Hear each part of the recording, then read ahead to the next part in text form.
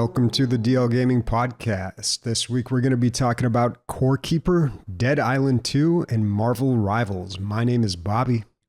I'm Nick.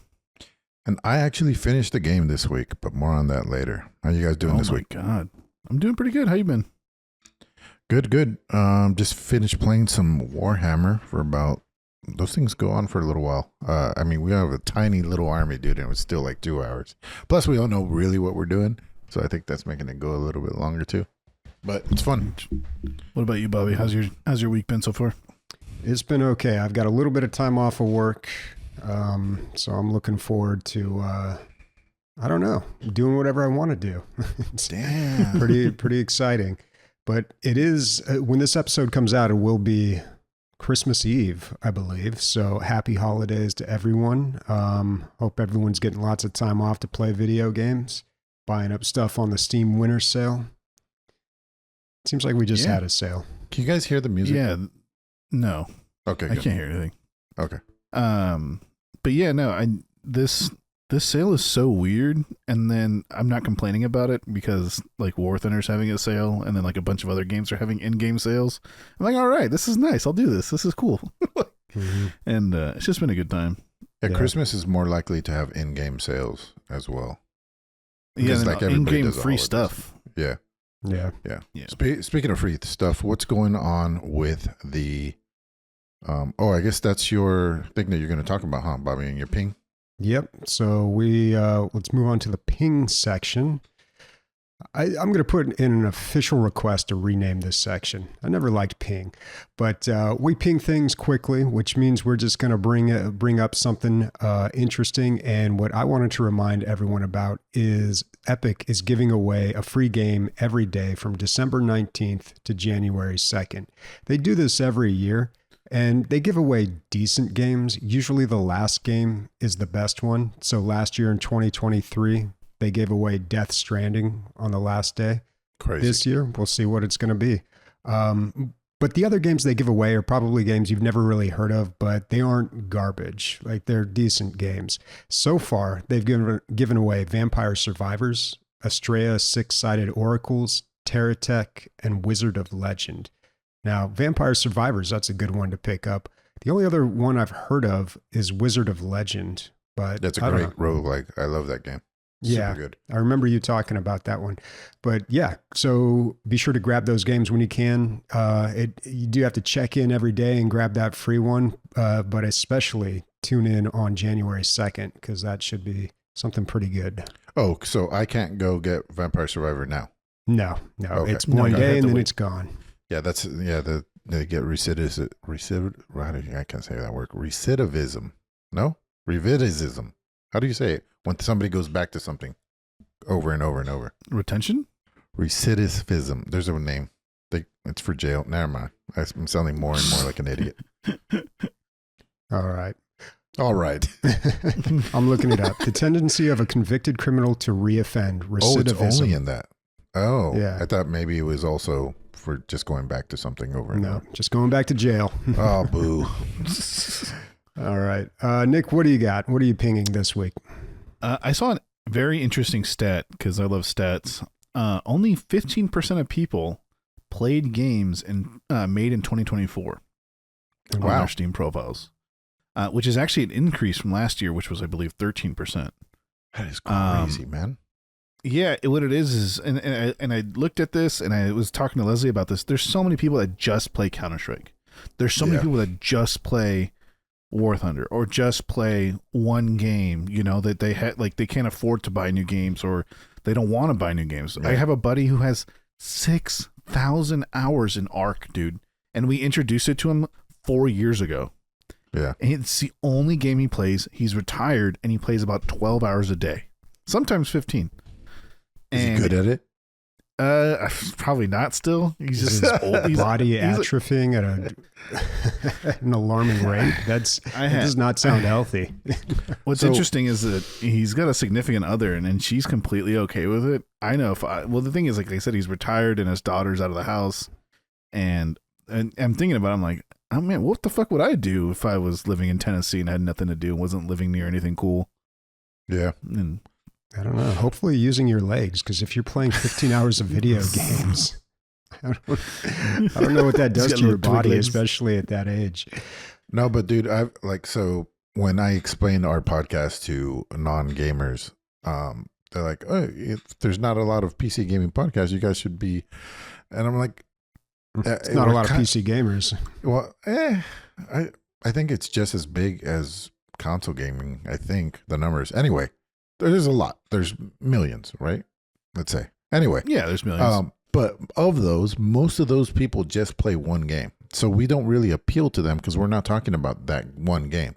Yeah, we're not a Age of Empires podcast. Right. We're not a We're getting a small slice of the 15% that Nick just talked about. People that are looking for new games all the time. The Clown Lotions of the world who played, I don't know how many new games, like 84 new games this year. Did I see that right? By the way, I don't know where to get my year-end review. The Steam stats that they give you at the end of the year? Yeah. We should have went over them this year. Mine was just a pop-up yesterday. Okay. I haven't seen it yet. It hasn't come up. Maybe I have to relaunch. I'm sure a Google search will tell you real quick, but yeah, maybe next episode we'll share that info with the audience here. Is next episode also the Game of the Year episode? No. So we have another episode with no sniper and no days, and then the Game of the Year episode. Okay. Cool. All right, Emilio, what are you pinging? I am pinging the existence of Marvel vs. Capcom Infinite and Beyond. Nick, have you seen this?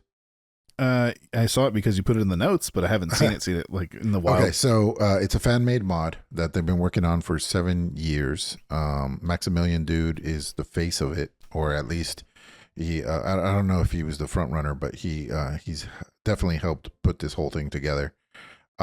So they basically everything is better now.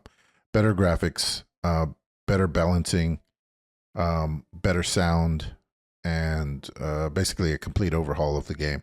Is it call it like 2.0, right? And is there new characters? No new characters, but it's free to play.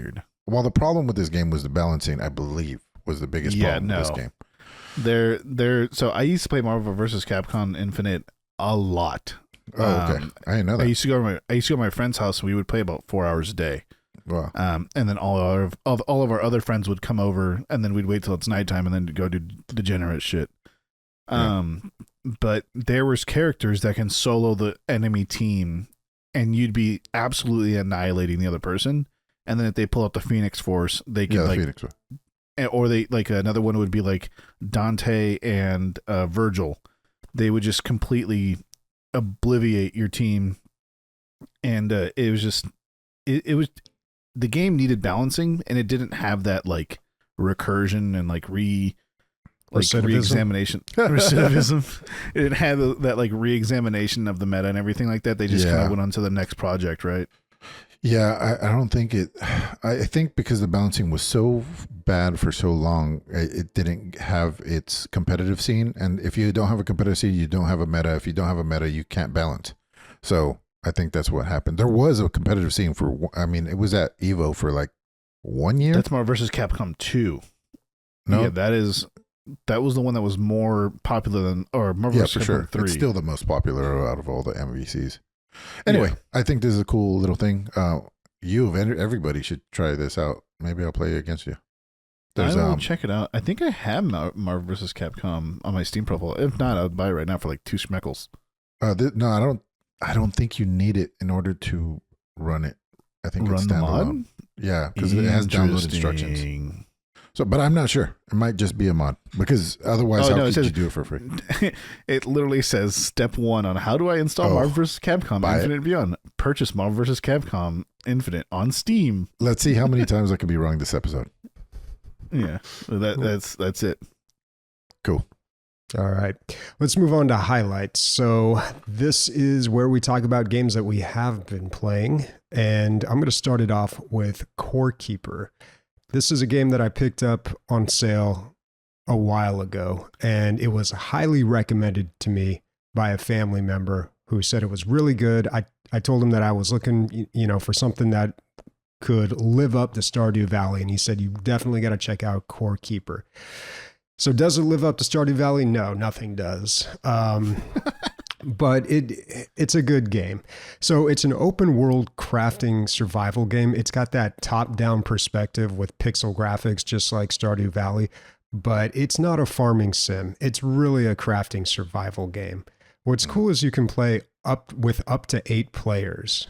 And basically the game is just, you're in a cave, you dig through it like Minecraft, you explore the cave, you build a base, fight enemies, defeat a boss, collect items, and then you unlock different areas, I think different caves, and you progress that way. And I guess there is, an end to the game.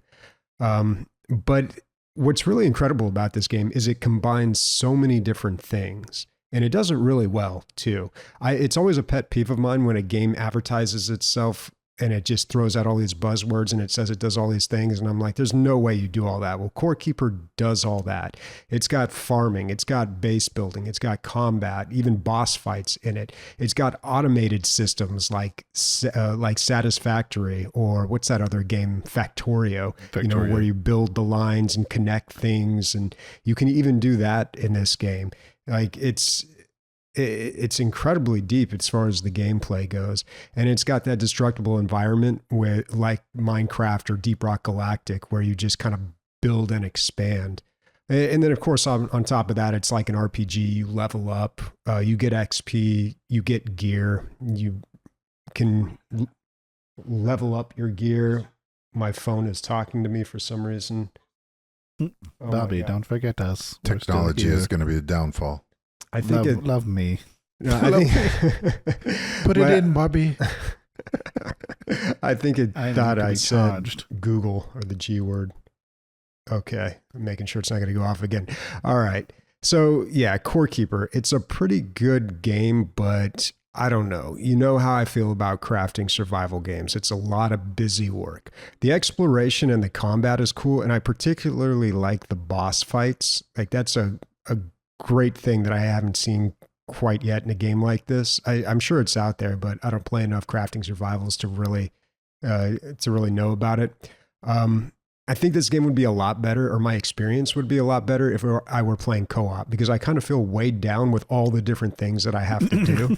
Like I got to go take care of the house. I got to cook the food. And of course it's got a hunger mechanic in it too. So if I don't eat something, it says, oh, you need to eat food. And I'm like, all right, now I got to go cook. You know, it's like, basically it's just like I'm living a second life and I barely have time for my own life. So I really think if I had a co-op experience, it would be a way better time. So if anyone wants to play, let me know.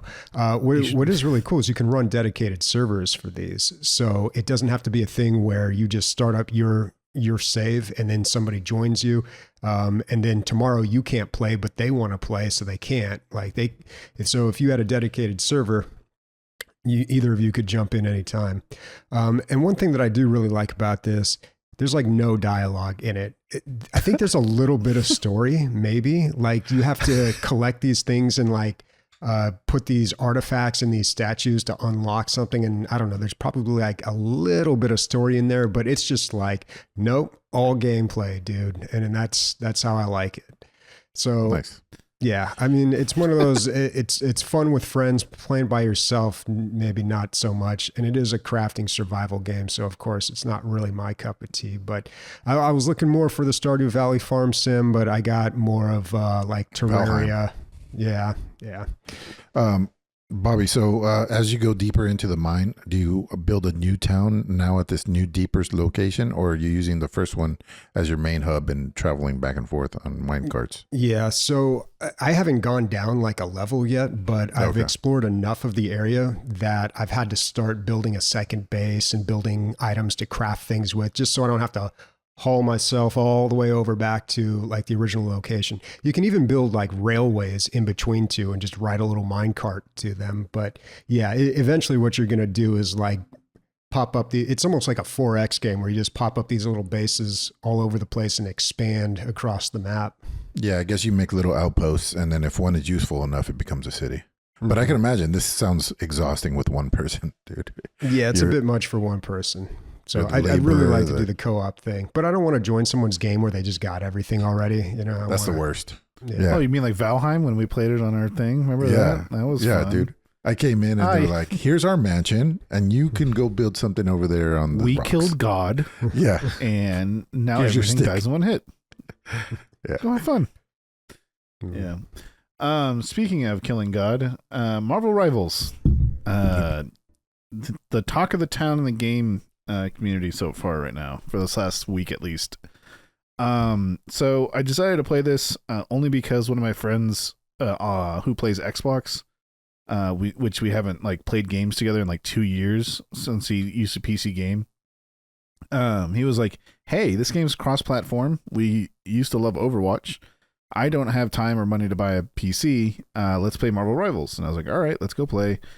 And so we ended up getting 6 of us on and playing. And boy, howdy, is the game good. Now, it's not the best. It's not the worst. It's good. Mhm. There's things that can be improved. There's things that need to be fixed. But right now, as a base game, the game is fun and very interesting. So most games like this, they're 5v5. League of Legends, Overwatch, Valorant, they're all 5v5. This one's 6v6.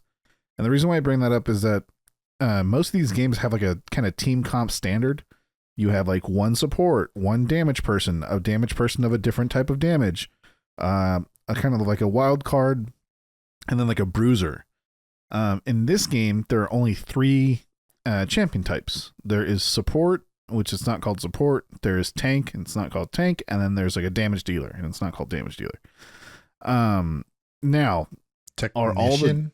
I think I can't remember what it's called. Because they're not really... Yeah, anyway, go ahead. They're more about damage mitigation, not exactly tanking. Well, some of the tanks can do some fucking damage. I'll tell you that right now. And some of them can also really change the tide of the game. But what I will say is that this game has really changed the meta up because of the additional player. A lot of the times you'll see 2, 2, and 2. So 2 tanks, 2 damage, and 2 healers. Now, when you do that and you keep running into that, games go on for pretty long because people don't fucking die. If you have 2 healers healing somebody, even if they're a damage person, they just don't die. Also, the healer can heal the other healer. And so there's been like modifications to like team comps. Some people will go 3 damage, one healer, and then 2 tanks, and then the tank that they'll play is really aggressive. It's just very interesting to see the differences in the growing pains so far. Some other things that I want to mention about the game is that maps are destructible, or the majority of maps are destructible. So getting back to lane or getting back to position, you can actually like carve out a hole to where you're going. Like one time me and my friends were playing and we like kind of carved out up an area and we were able to get back to the fighting area very quickly. But we didn't know this. If you destroy too much, the game will change the like actual topography of the map. Like the cave will collapse, but it's like a scripted kind of thing. Like it's not different every time you do it. You can just fast forward it if you want. Like if you destroy all the pillars in a room or something. Battlefield 4 is Levolution. Levolution, yeah, the whole fucking tower falling down in the middle of the map or all this other stuff. Some heroes are really unbalanced. For example, Hela. People are before I talk about this, there's a very interesting part of the game where some heroes are hit scanned, and then some heroes are projectile, which is very weird. Usually in these games, it's either all or the other, right? The thing is, for the past couple of days, Hela has been the DPS to go with. She kills everything in 2 to 3 hits, even tanks, and her ult is crazy. She's just a very, very dynamic character. Meanwhile, I have only ever seen, of the 30 games I played, I've only ever seen 1 Storm, and she's supposed to be a really good character. It's just interesting seeing that, like, the disparity of like who's being played and who's not. I play Venom. He's a tank that can swing around and climb up walls and stuff, and he's all literally being about like on top of people. Does he grab people and pull them too? So his E ability, no, his right click is what it is. He puts out a bunch of tendrils near him, and within if 3 seconds passed, the people that he's tendrilled, as long as they stay within a certain distance of him, will be CC'd for 2 seconds. Oh, okay. One unique thing about this game that not all the other MOBAs have, this is probably the last thing that I'll mention, is that there's a team up mechanic. And so for every champion, there is a team that they prefer or teammates that they prefer. For example, Venom prefers Spider-Man and Penny Parker. And what happens is, if that happens, Venom gets 150 health, extra health. So instead of having 800, he has 950. Yeah. And then the other thing is that Penny Parker and Spider-Man get an additional ability where they can do his right click. They get his just right click ability as an extra thing. Another interesting thing is Adam Warlock, Star-Lord, and Mantis. Adam Warlock, I believe, can heal quicker or something like that, or his healing is 15% more effective. However, Star-Lord and Mantis can both have Adam Warlock's passive where they can self-revive themselves in a cocoon. It's there's a bunch of other ones like Hulk throwing Wolverine, and Wolverine get an additional ability from that. Groot and Rocket Raccoon. By the way, Emilio, you would love playing Namor. He's turret based, and nice. He's got like he deploys these octopuses in their turrets. I played as Rocket Raccoon and jumped on my friend. You get a whole other ability for some of these. It's a some whole of the characters, other yes.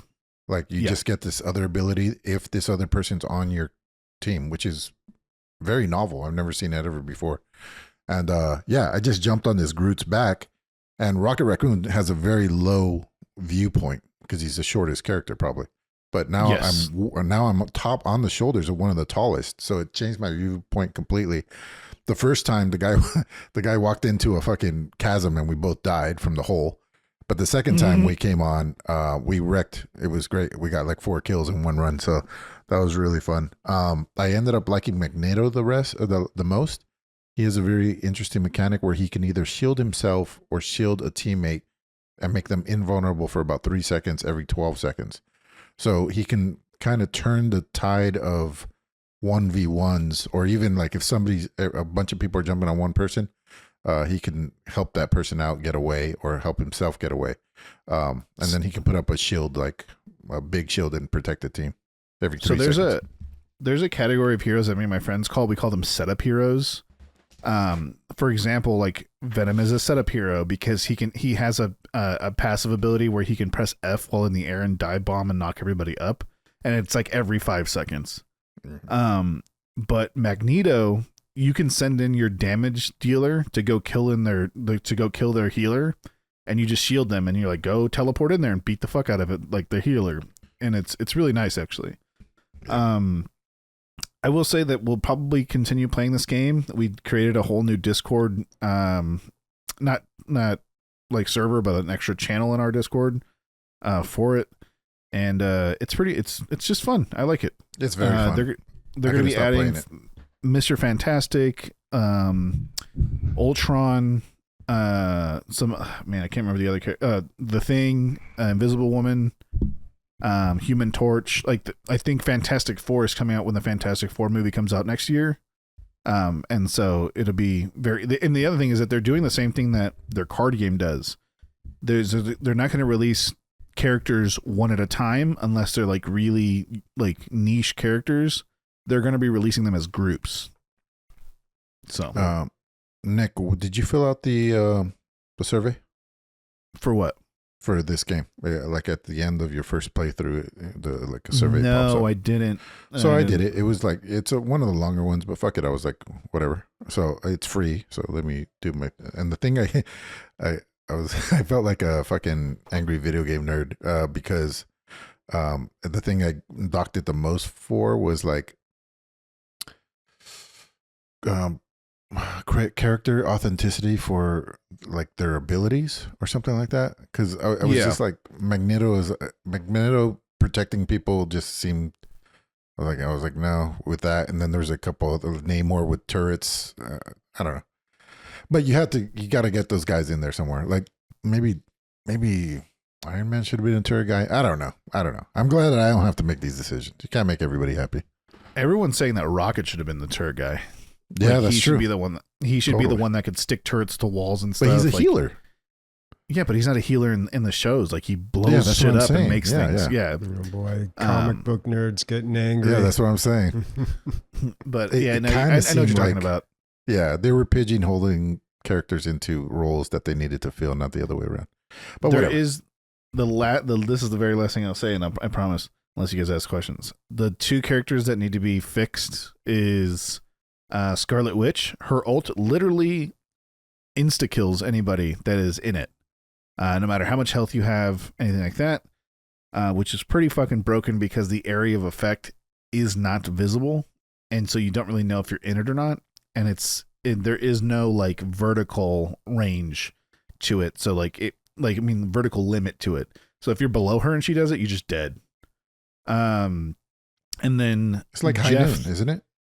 It's not High Noon. It's the thing where it's just like if you're in the AoE while it's done activating, you just die. Like, it's weird. The one that has High Noon is Star-Lord. Oh, okay. And Hela. Yeah, they both kind of have a similar thing. Hela can't see everybody, but she shoots like homing explosives. And then the second character that needs to be fixed is Jeff. Jeff the Land Shark. His ult is that he eats everybody in a circle, and it's already been proven that the circle is not as big. I mean, it is bigger than it's just being displayed. And there's all kinds of things like you're not supposed to be able to be eaten if you're above him by like 2 meters or something, and you still can be. You can be eaten while you're under him, which is like, it doesn't make any sense. And then the time that you stay eaten is ridiculous. So yeah, it's kind of like Sobek, Bobby, a little bit. Yeah, Okay. he goes in the ground and then he bites you. Anyway, yeah, but they'll fix all that stuff. Yeah, I think there's a lot of money behind this. I don't. Well, yeah, that's the other thing is that I don't know if they're gonna make this competitive. They do have a $15,000 in-game tournament going on right now, and they're like, "This is happening every month, motherfuckers." And I'm like, "Whoa." Yeah, because the tournament bracket is baked into the game, right? Like you have a tournament tab, you could click on it anytime. Apparently, there's additional. How do I say this? Security when you play that game mode. Yeah, and you can't play ranked or tournaments with console players. Yeah, it wouldn't be fair. My thoughts just really quickly was Overwatch is so polished when you play it. Everything just feels right, you know? And this game just felt a little off to me. I had a lot of fun. I stayed up 2 extra hours playing this by myself. And so it is fun. It just, it's early. They need to work on it. There's just a couple things that just don't make sense. And yeah, I think it'll be good. And no, it's Nick misspoke earlier. It's not a MOBA. It's a hero shooter. Yeah, hero shooter. Sorry. Yeah, it's third person. Yeah. I'm up next. Dead Island 2. I've talked about this a couple times now, but now I finally finished it. And that's saying a lot for, I don't know. It was maybe I should check it. Means you right really now. like the fucking game. I'll tell you that. Yeah, I like the game. I didn't love the game, but it was just enough to keep me 15 hours. That was going to be my guess. 15.2 hours. Wow. To beat it.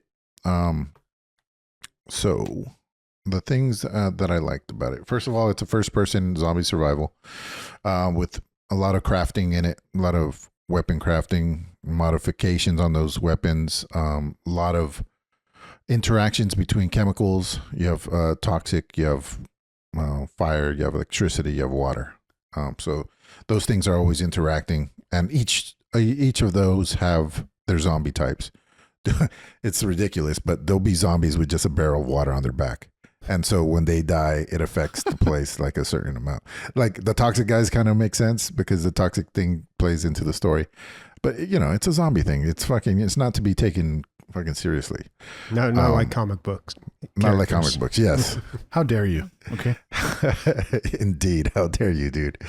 The combat was deep and robust. Like I really liked it.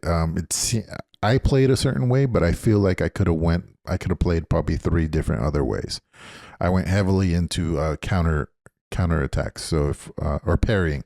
So if I parried perfectly, I got a bunch of bonuses, but it was a risk versus reward thing. If my reflexes were off, I paid dearly.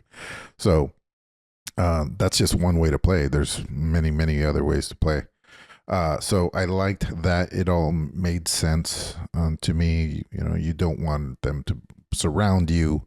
You don't want to, if there's a big group of them, you got to boogie. You just can't fight them. There's just too many until you get later on in the game. But later on in the game, more mechanics kept being revealed. Like 75% of the game way through, one of the biggest mechanics was unlocked, and then another one at like 80% through the game, because this game was like intended to have like a long cycle of end game, like where you can, that has new game plus and has multiplayer and has rare things and rare drops and all this stuff. So it was meant to be played like a looter shooter. So there's a lot there, but I'm not going to continue playing it, I don't think.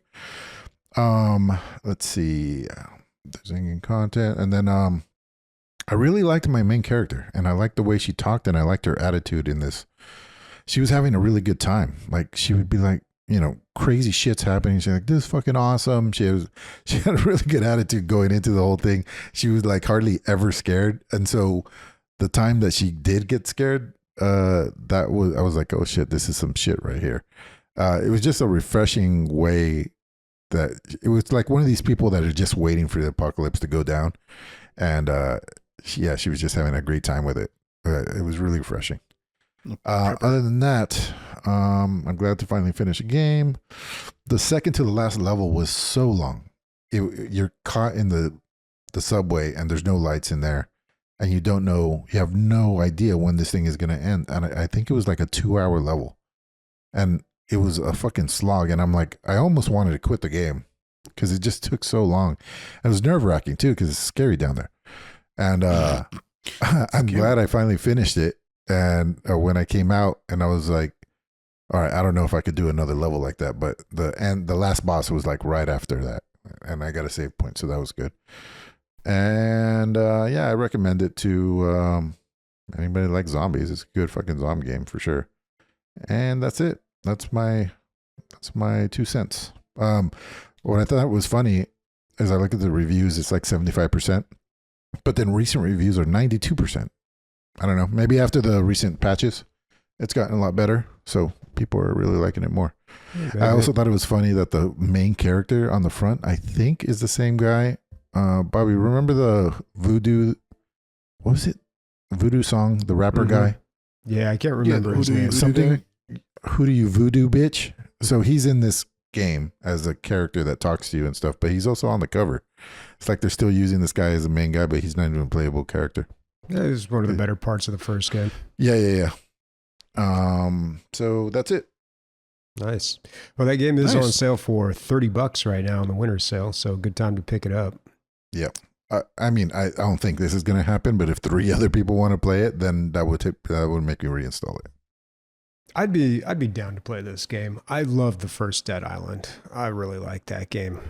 Yeah, it's good, dude. I think it's, better in every way. I mean, the graphics are better, and it has all the old mechanics in it. I don't know why the old one would have been better. Mm-hmm. I'm trying to think. It's been a long time though. Yeah, give it a shot. Let me know. I played the first one, so I'd be down to play the second one if there's like a severe sale. Yeah, I think that's why I picked it up, dude. I bought it, I think, for $20, like 3-4 sales ago. It was crazy. I was like, what is going on? This just came out for a $60 game. I picked it up. What's the all-time low, Bobby? Is it 30? Historical low was $22.49 on Fanatical. No, I didn't buy it there. Yeah. But maybe it was $30. Maybe, but it sounds, I don't know. All right. Cool. Yeah, so those are the games that we have been playing. Let's talk about some games that we want to play on the radar, games that have caught our attention. And I'm going to start it off with Abiotic Factor. So This is a 1 to 6 player crafting survival game, and it's set in an underground scientific research lab. I played through the intro of this, or the tutorial rather. It's a crafting survival game, but you do a single player tutorial. And I was like, dude, this is like major Half-Life vibes here. They must be going for it. And I read the reviews, and yeah, everyone said the same thing. It's got that same kind of, graphics, and also the same kind of humor that Half-Life has. I don't know if you, and the same kind of voice acting as well. So in Half-Life, a lot of the humor really came from the scientists. You know, they were just kind of like, Yeah. If you played the game, you know what I'm talking about. And this game is full of that type of humor. So you are a bunch of scientists stuck in this research lab, and you're messing around with things you shouldn't be messing around with, right? No. Yeah. So What? you've got Gene to splicing. craft, survive, and battle your way through like aliens, monsters, and I think ghosts. And you've got to do it all with science. And it's very comical. It's very funny.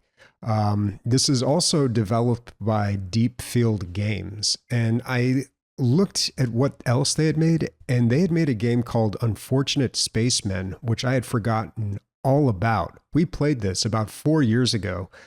I think us, the casters, and the community as well. I remember a lot of us playing that game. It's like an Among Us type game where one person's an alien, you don't know who it is. And the rest are a bunch of spacemen running around a space station trying to figure it out. We had a good time with it, but quickly forgot about it. But it was a pretty decent game. It's just, you know, a game like that, if it doesn't have like a really strong community or blows up, it's not going to stick around for too long. But it was a decent game, so I'm glad to see these developers are doing something else. And this game does have overwhelmingly positive reviews. 98% with 17,000 reviews. Yeah. So, yeah. It is incredibly popular. And it is a crafting survival game, which is not really my jam, as I've said before. But the reason I'm playing this is it has been mandated by Cricket Soldier, one of our patrons. And if you're a patron, and if you're like top tier patron, then you get to pick a game for us to play. So I am obligated to play this one, and I am going to be playing it. And, you know, I read through the reviews. I'm like, okay, so what sets this game apart? It's obviously got that humor to it, but that's probably not enough. There must be something else to it. And based off the reviews that I read, there were a few things that stood out to me. It's got a linear story. It's not completely open world. Like it's not open world like anything could happen kind of thing. Like it is like they kind of guide you through different areas. And they also said in the reviews that it's not very grindy. So that sounds amazing for a crafting survival game, because that's the biggest problem I run into, is that it gets way too grindy. And this doesn't look like the type of game where I'm going to have to chop down a tree. That's always the first thing they make you do in a crafting survival game, is go punch a tree. And after you hit it enough times, then you get an axe, and you can punch trees or hit trees even more with your axe now and get more wood. This, I'm hoping, skips past that and sends me right into something fun. Here it's ice core samples or chipping away at icicles or something. Well, during the tutorial, like I had to make a bandage, a net, and the tutorial was funny. Like the voice acting was a little on the amateur side, but it was really good. I was really impressed with it. I'm telling you, it really captured that Half-Life humor of just like the goofy scientist, like the bumbling scientist. And what was the name of the head crab that he had as a pet? I think it was in Half-Life 2. It was like Leonard or something. Yeah, Leonard, I think. Yeah. We'll have to look that up. Bobby, do you think right. that if you're playing this with 3 or 4 people, you're probably going to lose? You're not going to get any of the humor, right? Because it's just going to be. Well, I think because it's linear and it's going to kind of guide you through it, there's going to be opportunities for funny stuff to happen. When you just have like an open world, and like the only humor you can get from that is just by something going terribly wrong. What was the game that we played where we had to like a bunch of spacemen drop down on a planet on a mission, collected stuff, and got out? Really popular like a couple months ago. Gosh, maybe a little longer. I can't remember. But I saw a clip where somebody had the extendable ladder in a box, and he puts the box down, and the ladder extends, but there was no. He didn't put it up against the wall, so it fell and it crushed his teammate. Fucking hilarious, dude. Yeah. No, it wasn't Pulsar Lost Colony. It was another game. It was meant to be funny. It was real. We played it with you, Nick. Yeah. Which one? Yeah, you guys like ran headfirst into a turret. You know the game I'm talking about. Oh, yeah. Lethal Company. Lethal Company. Yeah. So a game like that kind of sets you up for comedic things to happen. But other than that, it's kind of hard for a game to really be to really be humorous if it's not very scripted. Now I will say this, I played through the tutorial. It was quick and brief. Of course, they did teach me how to jump over something. Which I always hate tutorials. But once I got out of that, I was like, you know what? I'll play like a warm-up game. Could not find a game to get into. Weird. All of them were password protected. And then the one that I tried to join said, hey, this one's running like mods or something that would make it difficult for a new player. So it's probably not for you. So yeah, I guess I've got to find some friends to play this with. So if you're out there and you want to play some Abiotic Factor, let me know on Steam. Well, if I'm off the hook after this episode, like if the kids are asleep, I'm down to play it tonight. Oh, you got to go to bed though, huh, Bobby? Yeah, I mean, I got to get this episode out and do some other stuff, but I might be able to. I'm taking tomorrow off, so. Oh, nice. Yeah. $20. I mean, off of work, I've got a whole bunch of other stuff to do, but yeah, man, my schedule is like pretty loose.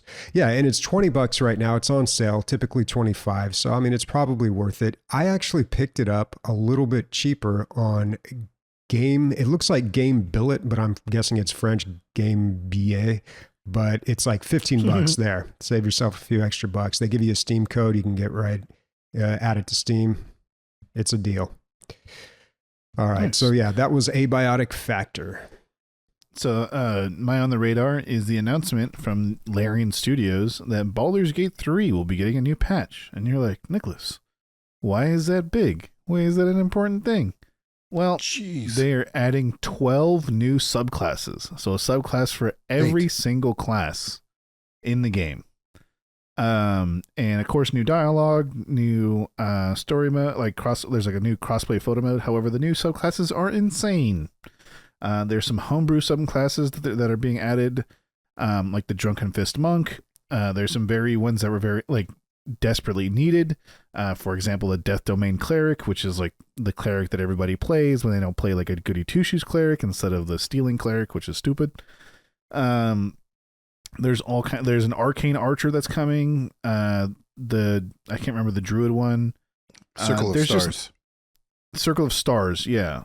There is the amount of classes that are being added is essentially enough to run a new playthrough. You can change every single character to a new subclass, and it would greatly change your game. They're adding the Hexblade Warlock, which makes your Warlock a melee character instead of a fucking ranged magic based character. They're changing the game a lot. Now, what people are wondering, and the reason why it's taking this a little bit longer than normal. First of all, Larian said they weren't doing any more big patches. That was a fucking lie. But the second thing is that there are abilities in D&D 5th edition that kind of work mechanically very differently to what they've already adapted in the game. So people are wondering what they're going to be doing in the game to facilitate those differences in abilities. For example, when you drink in Baldur's Gate, you get drunk. However, like the way the monk works, it's like a different kind of status effect that is like a stacking status effect, and people are just wondering how that's going to work. Yeah. Also, some of the abilities and spells that you get by default for those subclasses are not in the game already, and so people are very intrigued about what that means. The ranger has a swarm keeper that can do clouds of jellyfish and flurry of moths. Legion of bees.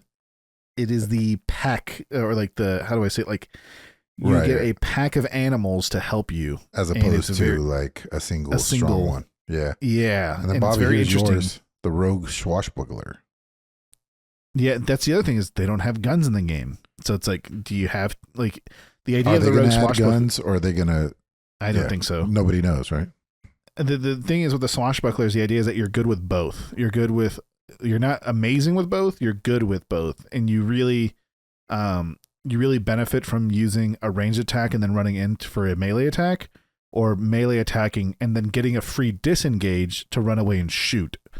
And so it's very interesting, the things that they added. Me and my friends have already planned that we're going to restart our Baldur's Gate run through, our hardcore run through, A, because I fucked it up, and B, we were waiting for a moment like this to happen where we could play the game like very fresh. There's gonna be new NPCs and a bunch of other stuff, so I'm just excited to see that. Who wouldn't be excited, dude? I'm excited. I don't even play the game. And it's awesome. Fucking free, dude. Yeah. Crazy. Usually like games, like especially Games Workshop games, like it's $2.99 for every subclass, and I'm like, no. Yeah, that's awesome, man. Fuck, they're such a good company. Yeah, especially after that speech they gave at the Game Awards, right? Yeah. So I'm up next. It's Wildkeepers Rising. Thanks to our own Sniper for putting it up on the thing. I almost put this up only because we finally figured out what we're gonna call these games. First, it was Vampire Survivors didn't like it. Survivors didn't. That's what I went for. Nobody liked it. But now they're calling them Bullet Heaven games, which I think is great. Because Bullet Hell is all these things, you're dodging bullets, but Bullet Heaven is you're trying to shoot out as many bullets in general as possible. So what that's kind what of it's game called. is Bullet Purgatory? Ooh, that would be geez, I don't know. Just a shooter, Nothing just happens. a first-person shooter. It's just enemies and you, and like nothing happens. Like Nothing they don't happens. attack, you don't shoot them. It's a you just Sears kinda hang waiting out. room. Yeah. The Sims. That's fucking Bullet Purgatory. So the two things made me want to talk about this one. First of all, I think the graphics are gorgeous. I haven't seen one like this. It's kind of like Don't Starve, but I always found the art, like the hand-drawn art in Don't Starve, to be not appealing. But this is like highly detailed drawings on these little paper maches that are 2D, but they're moving around in a 3D space. So that's what it looks like. It's awesome. And then the other gimmick that it has is it's a pet driven game. So you collect and tame and train different pets, and there's a lot. I saw at least 20 different ones, and you can equip more than one at a time, and they have synergies that they have as well. So there's big ones, little ones, whatever, tanky ones, all kinds of stuff. So that's cool. At least it's novel, but it's not coming out till spring of 2025. So looks cool. Wildkeepers Rising. Let me give a rundown of all the games real quick. Core Keeper, Marvel Rivals, Dead Island 2, Abiotic Factor, Baldur's Gate 3, Patch 8, and Wildkeepers Rising. All right. So here's a shocking revelation. We don't have a single listener question this week. I think everyone's a little too busy with Christmas shopping or what. I don't know, but we don't have any listener questions. So that's going to be a wrap, folks. What are we playing next week? You go. I will be playing... I will be either playing Magic or Astrobot with my daughter. So Game of the year. Game of the year. So I'm going to be comparing that to every platform I've ever played. So, what are those $70 now? Brand new yes, PlayStation they're games? $69.99. Yeah. Yep. Wow. Bobby, you have a lot on your plate. Yeah, so I don't know what I'm going to be playing. I'll be honest, like I'm pretty hooked on Deep Rock Galactic Survivor right now. You need to uninstall that. You're going to pull a sniper on that. Speaking of, I have to finish my project with that. I got Patreon and I'm at 2.6 hours. So. Out of what? What is it supposed to be? Three okay. Is the minimum. Man. Are you dragging yourself through that thing or what? No, it's just I know if I play it, I want to play for another 4 hours. That's the problem. That's the problem Bobby's having too. Yeah, I don't know. I'm really enjoying it, but it's great because I can squeeze in around and play it really quick and then kind of drop it and do something else. So it's great. But what I'll probably be playing, honestly, I want to check out Marvel Rivals. I want to see what's up with that game. Also kind of Supervive. There's so many good games out right now. Supervive is great. Yep. Did you see that clip of Clown Lotion winning? Yeah. With somebody today? They were so stoked, dude. They were so stoked. It's awesome. Because they didn't realize that they won. It told them that they won. And they're like, we won. Yeah. It was awesome. Yeah. And that was kind of like the impetus too. I saw that. I'm like, man, I really should be playing that game. It's so fun. I love dude. those moments, man. Yeah. It's very rewarding, to say the least. I like Supervive because of that. I won't play unless I have 4. I refuse to play the 2-person game mode. It's crazy because there's so many teams. I know. I tried it for 2 hours and it was insane. I was gonna have a heart attack. Dude, me and Johnny won our first game of duos. His first game ever playing. Okay. Okay. All right. I don't know what I'm going to be playing. I want after playing Dead Helping Island. Bobby build a commander deck. Yeah, dude, what's going on with that, Bobby?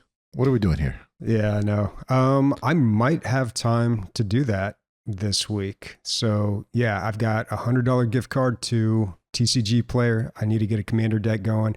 Probably want to do a dino deck, but it's not so much the theme for me. I want to know like how these decks play and if I'm going to enjoy that. So I'm trying to think of like comparable things to like other card games or game mechanics that I can kind of explain to you, and then you could point me in the right direction. Oh yeah. Yeah. Like you like ramp, right? No. Bobby? So there's 14 commander decks or 14 main commanders for dinosaurs. There is a ramp 1, which is very interesting. I don't know if that's what you're into. Oh yeah, you could. I do like ramp. I like ramp decks. But yeah, whatever mechanic you've ever, talk to Nick. I think it. I don't know if he invited you, but I think you should be on his Magic podcast. You guys can talk this all out, and it'll be an episode, however short it is. Yeah, we don't have an episode coming out this week. We recorded an hour-long episode, and it is being cut in half for a extra long episode. All right. Bobby has a little bit more time. Nick, you always have time. Get that episode done. I've been waiting for this. Okay, we will. All right, cool. What was I saying? Oh, after playing Dead Island, I realized, and then I'm looking at all these other games that I've really enjoyed. I just like open world action games, So I was like, I booted up fucking Pandora again, whatever it's called, fucking Avatar, Pandora. Avatar? Yeah. And it fucking hard locked on me, but I'm probably gonna go back into it. Yeah, I'm into video games right now. I'm into fucking big worlds. So keep it going. Nice. So there is Sounds so good. much good shit, huh? Bobby, Yeah. you're right. Like fucking all these games. As we were talking, I was like, well, we should play that after the game, after the podcast. No, we should play that. And now maybe it's Marvel Rivals, maybe it's Supervive, maybe it's nothing. Let's see what happens. All right, guys. Speaking for Nick, Bobby, and myself, motherfucking titties. Let's Supervive them. Bye. Sweet.